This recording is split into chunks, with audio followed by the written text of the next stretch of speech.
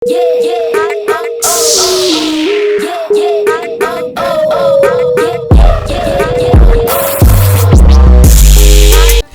up? What's happening? What's popping? What's going on, everyone? Welcome back to another great episode of Simone with the Sports. I'm Simone, bringing you guys daily sports talk. So if you're new here, if you're old here, and you haven't already subscribed to the channel yet, make sure you start what you're doing. Leave a comment, subscribe, keep rocking with me. Also, make sure you check out the links down below. The first link is to buy me a coffee to help fuel this channel. The second link is to shop the official Simone with the Sports merch collection. And the last link is to subscribe to our podcast, Tough Calls, where me and DILLON have some of your favorite sports analysts, reporters, former and current athletes chop it up with us on the pod. And the last thing that you need to do is turn your notification bells on, because the videos are coming like boom, boom, boom, boom, boom. And you don't want to miss a single video or a single live stream. So y'all, let's get right into this topic. We gotta get into the topics. So today I'm bringing y'all three things, 3 needs, 3 skills, 3 potentially maybe players that the Sixers need to become a legitimate playoff team.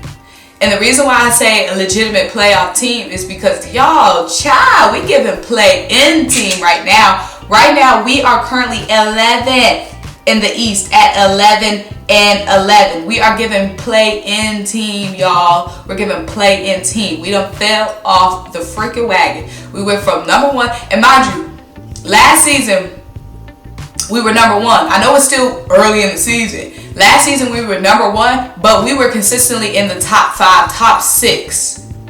Consistently. We were consistently a good team. Even when we were ravished with COVID last season, we were consistently a good team in the top. We were always in the mix. Now, right now, all the teams that are supposed to be real title contenders, real playoff contenders, they're looking like it right now. The Nets, they're number 1. The Wizards came out the blue at number 2. The Bulls, that's supposed to be a real legit playoff team, they're number 3. The Bucks, defending champs, my favorite to win the championship, they're at number 4. The Heat, they're at number 5. All the teams that we expected to be good are good right now, except for the Sixers. Now, let me explain. My 3 things that is really the Sixers need to fix if they want to not be a play-in team, okay? Number 1 is the defense, specifically the perimeter defense. The perimeter defense sucks, y'all. I know our interior defense is on lock with Joel Embiid, Andre Drummond, but our perimeter defense fell off the cliff, obviously, without Ben Simmons. Now, Mathews has continued to be a great perimeter defender for us, but Mathews is limited on the amount of time he could be on the court because, of course, he doesn't have that offensive side of the game. So Mathews is our only real legitimate perimeter defender. Tobias is a solid perimeter defender. I guess we can add him in, but Mathews is the only real lockdown perimeter defender we had. Last season we had Ben and Mathews, and we fell off the wagon. Last season we ended the regular season number 2 in defensive rating. Right now we're 20th in defensive rating. To become a number 1 seed last year, we were number 2 in defensive rating in the regular season. Right now, we're in the 20s of defensive rating. That's a problem. We fell off a cliff.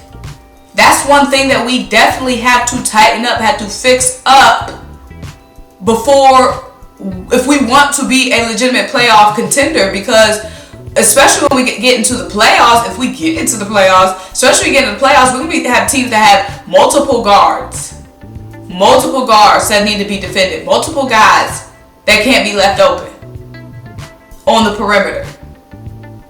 And we're going to need more than just Mathews coming off the bench, locking down teams' best players for 15 minutes a game. Number 2. Backup point guard. Now, Tyrese Maxey has been great for us. He's been great for us as a point guard. He's shown that he can be a number 2 scoring option. I love Mathews. I'm not even saying Mathews. I love Tyrese as our starting point guard. We thought he would come in and do well, and he has came in and done well, and he's just stepped up to the challenge. Like I said, I like Tyrese Maxey as our starting point guard. Like I said, he showed he could the number 2 scoring option. But after Tyrese, our backup options are 2 guards. They're score-first guards. They're not facilitators. They haven't proven that they can run an offense. And I'm talking about Shake Milton. I'm talking about Furkan Korkmaz. They haven't proven that they can run an offense. They're score-first guards, which is fine because they really are 2 guards that are forced to play the 1 sometimes. But point guard options is something that hindered us last season when Ben would go to the bench. That's why we had to go and get George Hill, and that's something that's hurting us even more this season, because another thing that we're missing with Ben Simmons is his great facilitation, and that's something that we need to address if we want to become a real playoff team. We need to address a real backup, real facilitator, because point guard and facilitators, in my mind, that get mixed up. We need somebody that can facilitate, okay? Not just a good ball handler that makes good passes. We need somebody that is a facilitator, a pass first, facilitate first. Not necessarily pass first, because if it's a look for you and the look is open, you take the open look. But that's also facilitation. You're facilitating to yourself. A facilitate first guard. Korkmaz is okay in spurts. Shake is okay in spurts. But we need to have someone consistently coming off the bench that can facilitate and run this offense. Number 3, a 3-and-D wing. And I saved this one last because y'all know that this is something that I've been harping on. A perimeter playmaker. Now, right now, Danny Green has just not been it for us this season. He hasn't. He's inconsistent on offense. He's inconsistent on defense. We need somebody that can continually provide us some 3-and-D. Of course, Mathews is always providing us the D of the 3-and-D, but he's never provided us that 3. We need somebody that can do both. A 3-level scorer on the wing. A playmaker on the wing. Tobias Harris is solid, but he hasn't proven that he can always be that perimeter playmaker. He hasn't always proven that he can create those shots for himself. So we need to bring somebody in that can do that. And it doesn't even have to be an elite player, but somebody that can do that can be an elite perimeter playmaker when the going gets tough and we're in the crunch time, close game. Because I know the last night against the Celtics, our shots weren't falling early. And that's what's the most concerning thing. Not that the shots weren't falling, but if Embiid isn't playing well, then the whole team is a disarray. Because Embiid is our only star.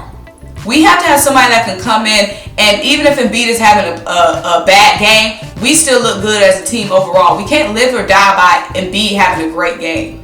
We can't live or die by Embiid having a great game. That means we win.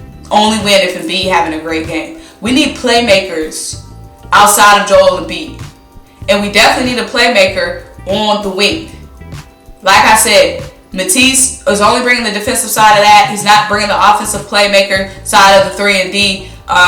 Danny Green has just been extremely inconsistent and haven't been bringing anything. So those are my 3 things that and those are a lot, y'all. It's a lot. It's a lot. Those are my 3 things I think the Sixers need to address if we want to be a real playoff team and not a play-in team. If we can even get to play in. 1, backup point. Well, 1, perimeter defender. 2, backup point guard. 3, a playmaking wing player, a 3-and-D player, a shot creator off the wing. It's a tough role right now, y'all. And the Sixers are supposed to be the good team in Philadelphia. Like the Sixers were supposed to relieve us of our pain from watching the Eagles lose so much. But now we got 2 losing teams. But y'all, make sure you like this video. Make sure you leave a comment. Make sure you subscribe. Keep rocking with me. Check out the links down below. Let me know what you want to see in my next video. Let me know, do you agree? Do you disagree? Do you think it's something else that we need to address? And until I talk to you guys next time, bye!